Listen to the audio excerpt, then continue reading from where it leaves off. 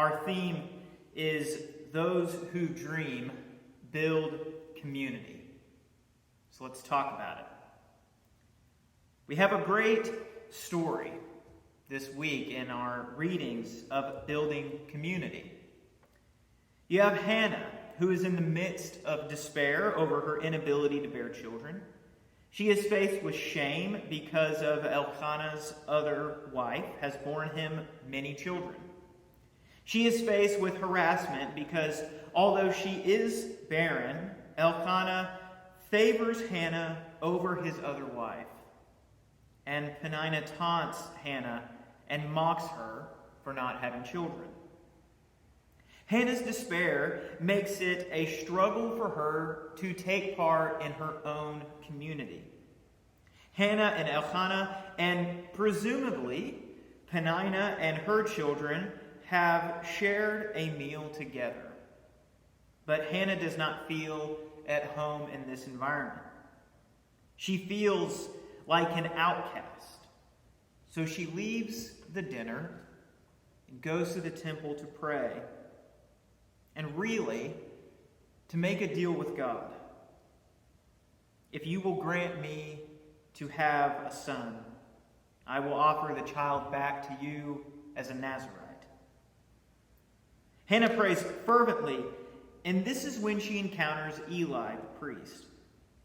Hannah is praying so intensely that Eli mistakes her for being drunk and actually criticizes her for drinking too much. But Hannah persists in her struggle. Now the priest has accused and insulted her on top of the shame and mockery that she has already experienced. But she will not be undone. Hannah shares her pain and her struggle with Eli. She says, "I am not drunk, but I have been pouring out my anxiety and my vexation." This honesty changes Eli. This display of vulnerability and truth-telling in the midst of pain changes Eli. He begins to share Hannah's pain with her, and he dismisses her with a word of grace and hope. "Go. May the Lord grant to you your petition." And then, miraculously, Hannah is able to return to the family meal and join in their community with a completely changed countenance. Hannah and Eli build community through shared pain and shared hurt. They are joined to one another because Hannah took the risk of sharing the most secret desire of her heart, that she would have a son. Eli took the risk of listening and being moved by the truth of another person's experience. Hannah's dream is to bear a son. But that dream was weighing her down. She needed to share it with someone else.